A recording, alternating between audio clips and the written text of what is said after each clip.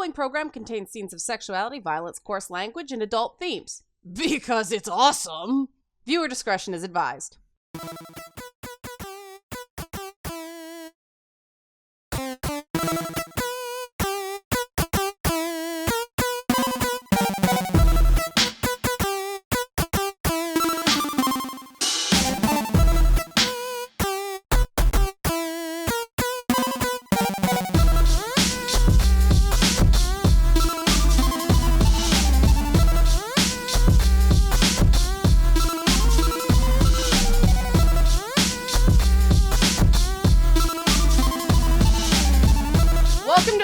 Episode 9, complete with white eyeshadow, popcorn fabric, Sarah Palin glasses, and so much duct tape on my lady bits that I can barely breathe. But we're here to talk about 10 things women in video games were doing in the 2000s. Glowy Box even got all emo for the occasion.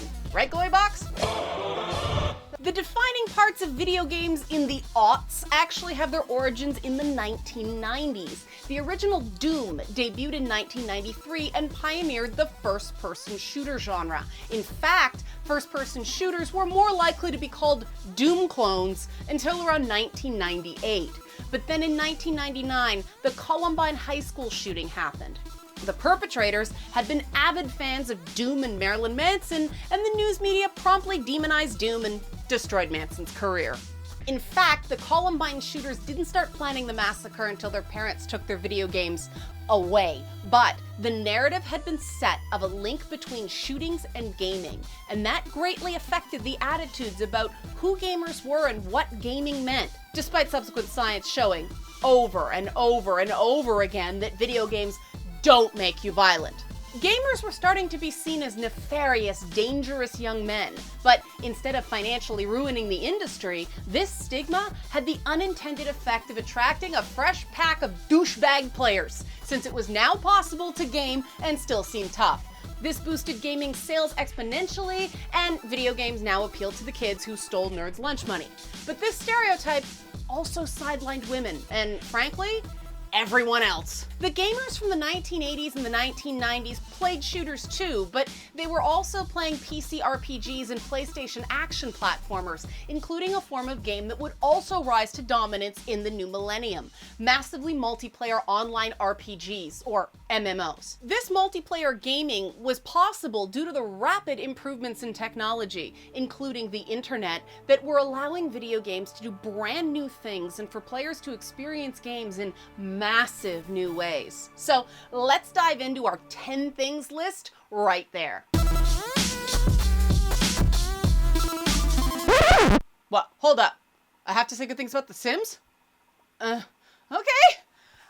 I'm a professional. Here goes. The 2000 launch of The Sims created a completely new type of virtual dollhouse sandbox simulation experience, inspired by creator Will Wright's experiences losing his house in the Oakland firestorm of 1991. With over 200 million copies sold, The Sims franchise is one of the most successful video game series ever.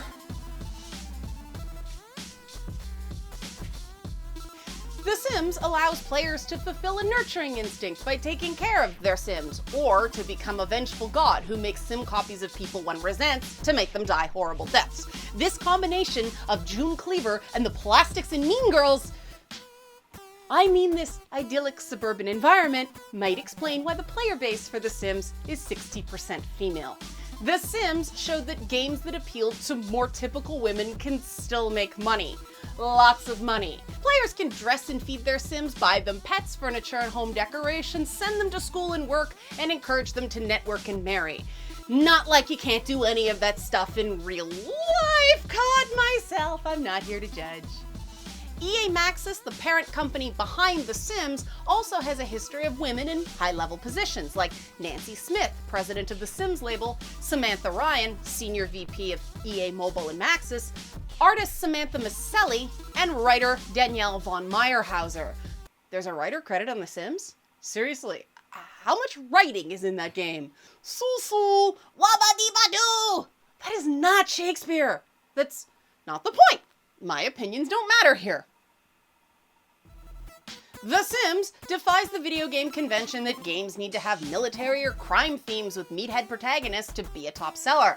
No matter what you think of The Sims, it's undeniable that they made a profound impact on gaming in the early millennium and brought in many new players and their purchasing dollars. Okay there, I praise The Sims. Can we move on now? Actually, I need a minute. I hate the f***ing Sims!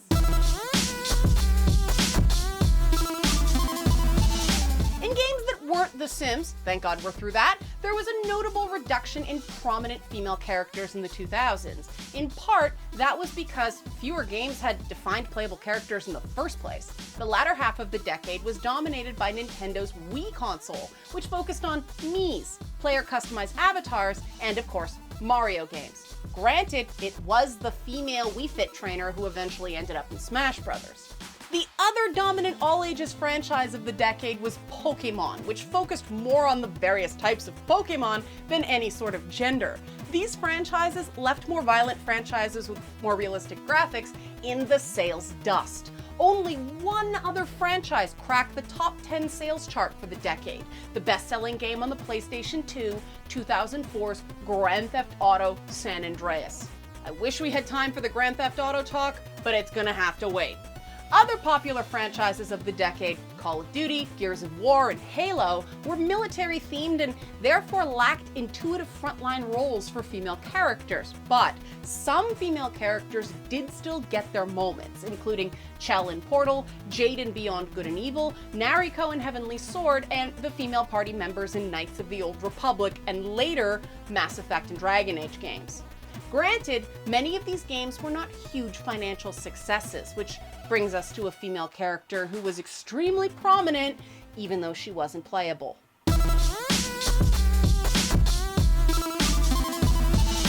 I did that whole introduction off the top on the history of first-person shooters because of the cultural impact of the 2001 shooter Halo Combat Evolved. The game's name was more literal than you might think because Halo evolved FPS gameplay by making them fun to play on consoles. The result was, you know the drill, a game that some have called one of the greatest video games ever. Console shooter games have a distinct disadvantage in that it's much easier to aim with a mouse. However, when Doom was first released, a computer mouse usually only had one button, meaning only one weapon could be used at a time.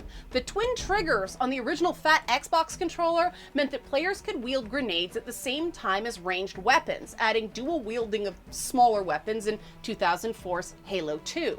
Melee attacks were also mapped to another button in Halo instead of having to switch to a melee weapon. All of this created a faster gameplay experience that required less precision but more moving around. But Halo's sci-fi game world with multiple layers of lore, glorious painted backgrounds, and a soundtrack that rivaled blockbuster movies also contributed to the mass appeal of the franchise. And the most human character in the whole thing might be Cortana, a playful, sometimes cryptic artificial intelligence with a complex past. Halo became a juggernaut and made the new Xbox console a viable competitor to Sony's PlayStation brand when the console hit stores in 2001 with Halo as a launch title. But at first, it wasn't a direct competition. With the Xbox, Microsoft was, if you believe former Microsoft game designer Daniel Cook, trying to manufacture a completely new gamer identity. Gamers is bros. That's bros, not bras. That might have been confusing. To quote this developer, over 2 console generations, a highly cynical marketing team spent billions with no hope of immediate payback to shift the market. Xbox put machismo, ultra-violence, and chimp boys with backwards caps in the paid spotlight. Gamers were handed a pre-packaged group identity via the propaganda machine of a mega corporation. For those raised post-Xbox, Microsoft was an unquestioned mecca of modern gaming culture. Dude, they made Halo. So to recap, since Microsoft had to create an artificial face for gamers that was focused on machismo and ultraviolence, that meant that gamer culture wasn't actually that way to begin with. And those machismo chimp boys have shitty attitudes towards women. They also have shitty attitudes towards other guys who value brains over brawn. everyone else in gaming hates the X-Bros. Like I hate The Sims.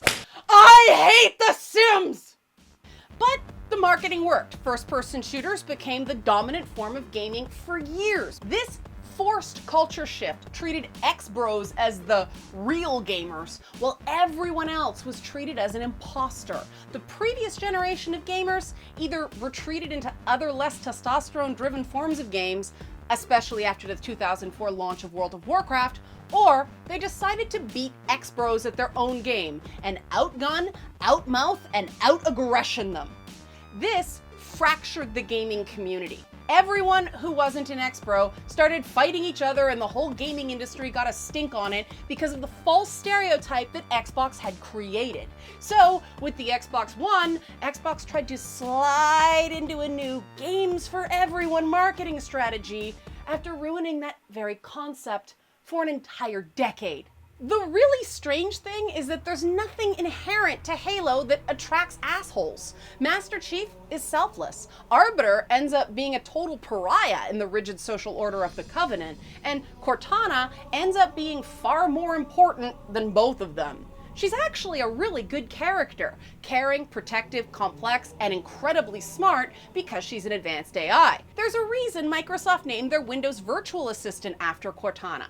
There's a reason that numerous games inspired by Halo had a female voice talking in the player's ear. But for some reason, gaming, at least Xbox gaming, forgot that there were other roles for women in video games that players would also enjoy.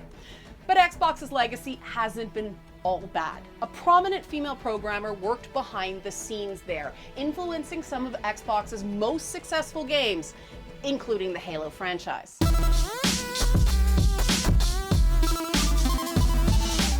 I've talked a lot about the careers launched by the King's Quest series in previous shows, but here's another one. Programmer Karenia Yu, who went on to sell her own 3D engine projects. She created the game engine used in the first Spec Ops game and worked on improving both the Quake 2 and Unreal 3 game engines. Basically, what she coded makes light, shadow, and facial expressions in video games look more realistic. She also worked on NVIDIA's CUDA parallel computing platform, without which the editing on this show would take a very, very long time. But in 2008, Karenia Yu went to work as the principal engine architect for 343 Industries, which had assumed duties on the Halo franchise. She later joined Naughty Dog. More on them later. Yu has also worked on Amazon's drone-based delivery system, the space shuttle program, and on nuclear physics projects. She currently works at General Motors as a VP of engineering. She's basically just cooler than most people alive right now because science. Programmers don't tend to be well known in video games, and there are far fewer women doing programming than men. But even without that underdog status, Karenia Yu's achievements are Jedi-level impressive.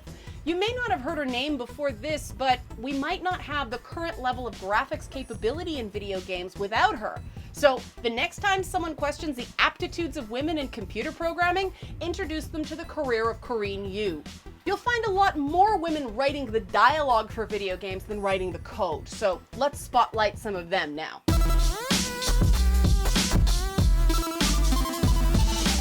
Video games are a unique writing challenge, not only for the sheer amount of dialogue a writer has to produce, but because the writer has to make different types of responses equally enjoyable for different types of players. It's not just the main dialogue either. All those signs in the background, all those enemy taunts are written by someone. Video game writers often don't have control of the game's plot. They just have to make the plot, set by a creative director or narrative designer, as palatable as possible to the audience. It's a tough job to do well, and some of the best writers in the business are women.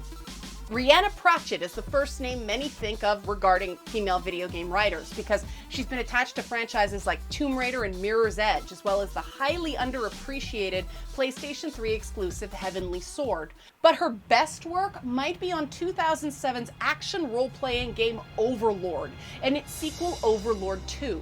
Overlord shows that Pratchett shares a gift for hilarious fantasy satire with her late father, Discworld author Terry Pratchett. Overlord was funny, darkly, scathingly, and yet at the same time, whimsically funny.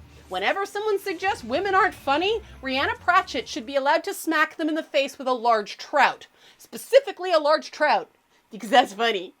Jennifer Hepler's story is decidedly less funny. Most people are more familiar with her because of the severe online harassment she received in 2012 after an interview resurfaced from 6 years prior, and certain portions of the fan base went insane because she admitted she struggled to find time to play the game she was writing for.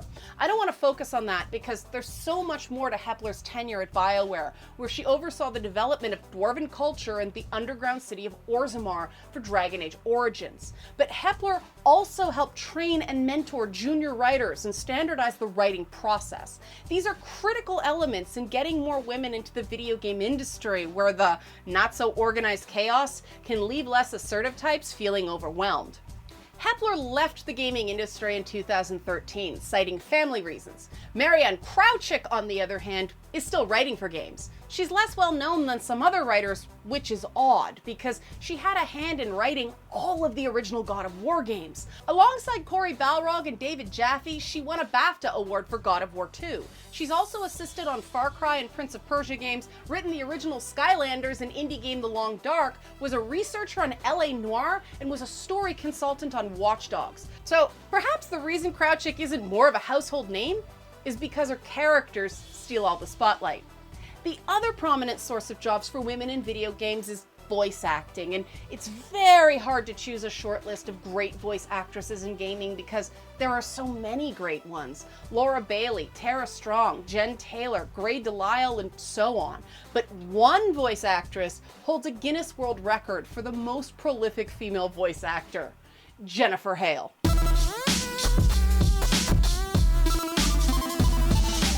Jennifer Hale got her start as Katrina in 1994's Quest for Glory 4.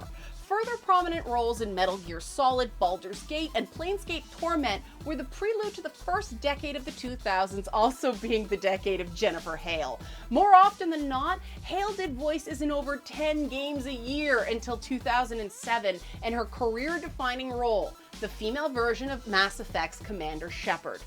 BioWare revealed in 2011 that only 18% of Mass Effect players played as FemShep, in part, apparently, because many players didn't even know it was an option. The female version didn't get on the game's box art until the following year. But those who played as FemShep insisted that it was the superior experience, primarily because of Jennifer Hale's voice performance. Voice actresses in gaming are starting to be replaced by on-screen film and TV actors because of the demands of motion capture technology. So, we may be beyond the era of the great voice actors. Either way, there will only ever be one Jennifer Hale, no matter how many different characters she plays. Now, let's move on to video game artists and the singular status of one particular woman.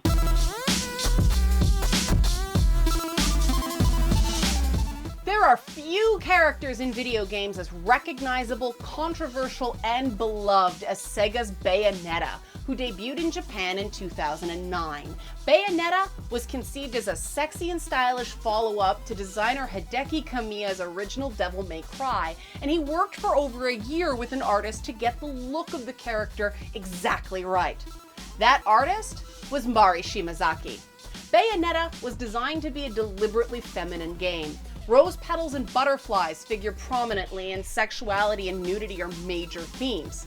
While there is a decidedly large helping of perv surrounding Bayonetta, Shimazaki-san's talent for character design made sure that Bayonetta was more than just fan service. In the hands of a lesser artist, Bayonetta would have ended up as just a character with glasses, black hair, and a nice ass. Not that there's anything wrong with that, but Shimazaki managed to make her powerful, intriguing, and dignified.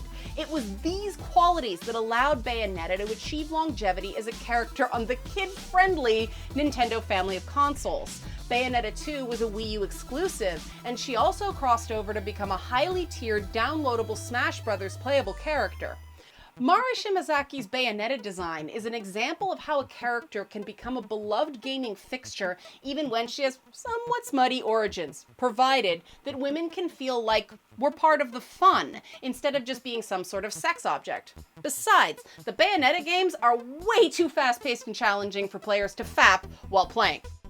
While we're on the subject of fapping, Let's look at a game designer who in 2005 made a Playboy game.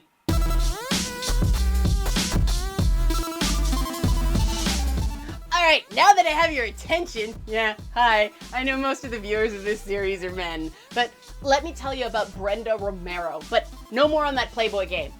That Playboy game was too much like The Sims. You know how I feel about The Sims. Much more relevant to my interest was that Brenda Romero was one of the designers on the 2001 RPG Wizardry 8. The Wizardry series has always been an intense, strange mix of fantasy and science fiction stuff. To this day, I'm not sure I understand those games, but wow, did they suck away dozens of hours of my life in their heyday. Romero's career started in 1994 as a manual writer on the original Jagged Alliance. Her most recent release is the awesomely named 2017 Gunman Taco Truck, a game made with her husband, John Romero, of Doom fame.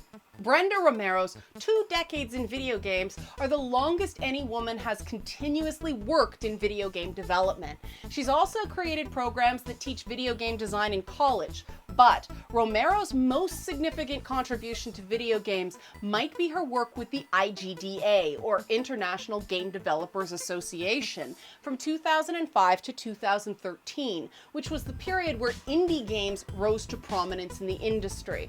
While the current focus of the IGDA seems to currently be workplace conditions and the potential for unionization, Romero's challenge was the moral panic surrounding Grand Theft Auto and the Hot Coffee mod, a disabled minigame in Grand Theft Auto San Andreas where the protagonist could have decidedly not sexy sex with his chosen in-game girlfriend. Romero was the sex and games lady due to her research on the Playboy game and subsequent book when people thought that Grand Theft Auto was destroying the minds of children. During that period, Brenda Romero was an important voice for creative freedom and anti-censorship views within the gaming industry.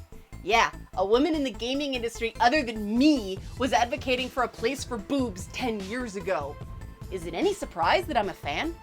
I'm also a fan of the last 2 ladies on this list, who are portraits of creativity, strength, and competence. They've also been instrumental in some of the most ambitious game franchises in modern video games.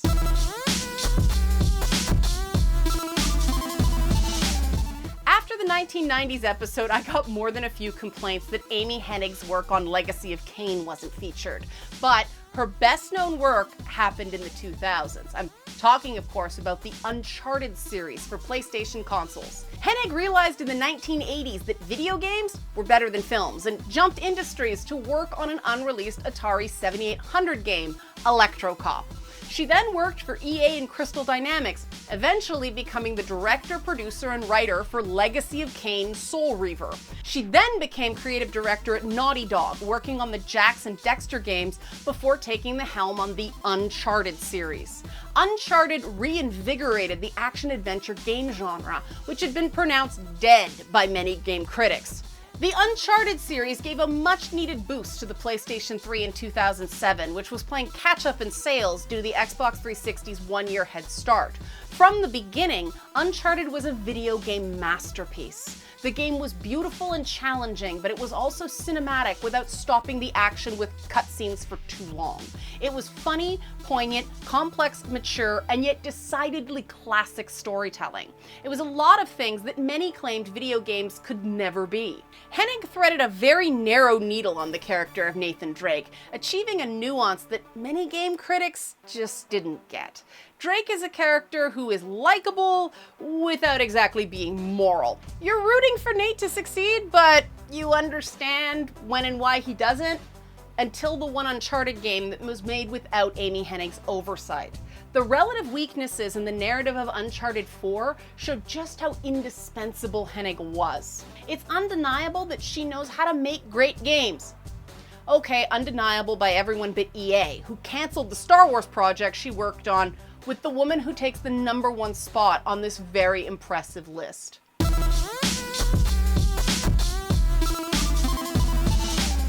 Jade Raymond graduated from Montreal's prestigious McGill University with a degree in computer science and went to work as a coder for Sony, helping to create Sony Online's research and development group. She then moved on to EA, where she was a producer of The Sims Online. Yes, kiddies, I put a Sims producer in the #1 spot.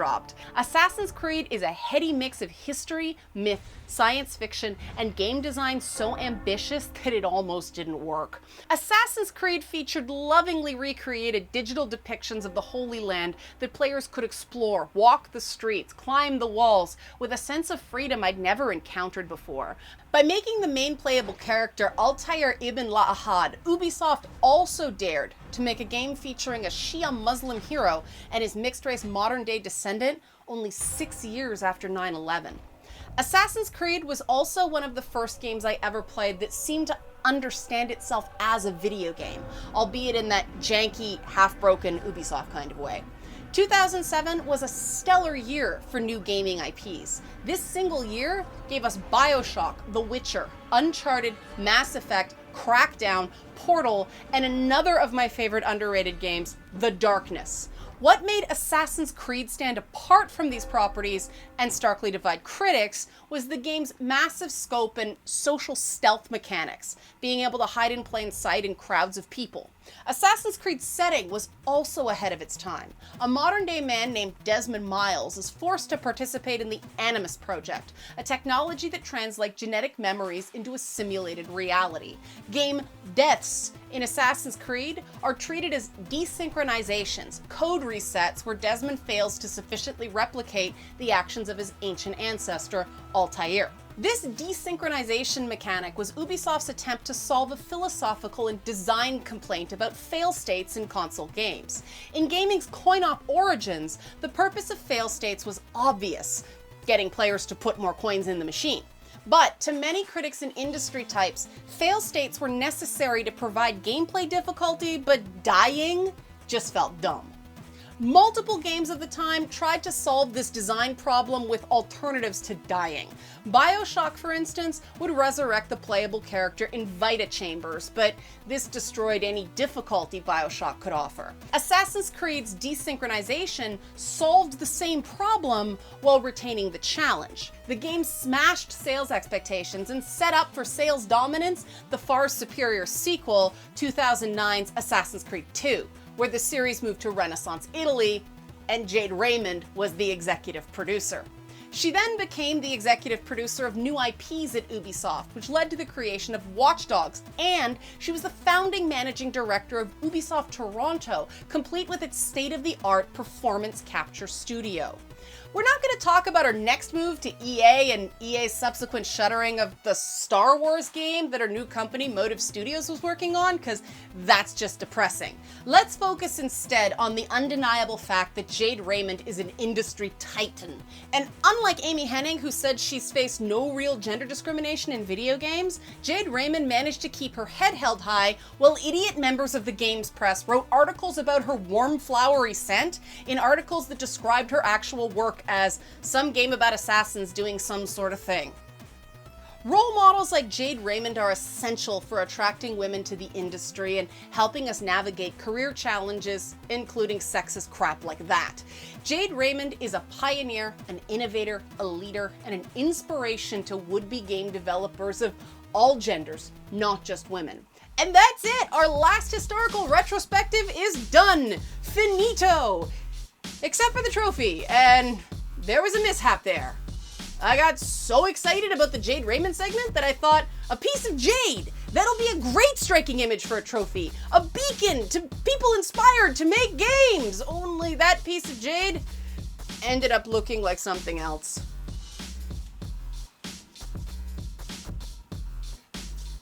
Onto the shelf. We'll just hide it down here. So thanks for watching. Like what you see, donations are appreciated, and monthly Patreon backers get access to a special bonus episode. And of course, please share this episode on your social media. Next episode, we'll go back to me sitting on the couch and doing versus mode when we look at character agency in video games. There will be ridiculous cosplay. I promise. I'm Leanna Kersner. Thanks for letting me show you my lady bits.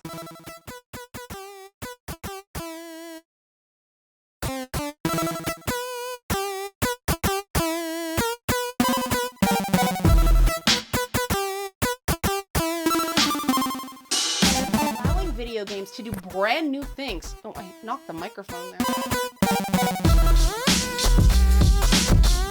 Dumb. Multiple games of the time tried to solve... Maxis, the parent company behind The Sims, also has a history of women in high-level positions, like... Oh, God, what? Graphics in the sales... Whoops. Crap. It's just in the worst place in the world.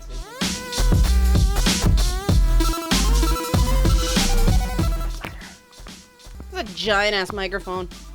It's like I have a third boob.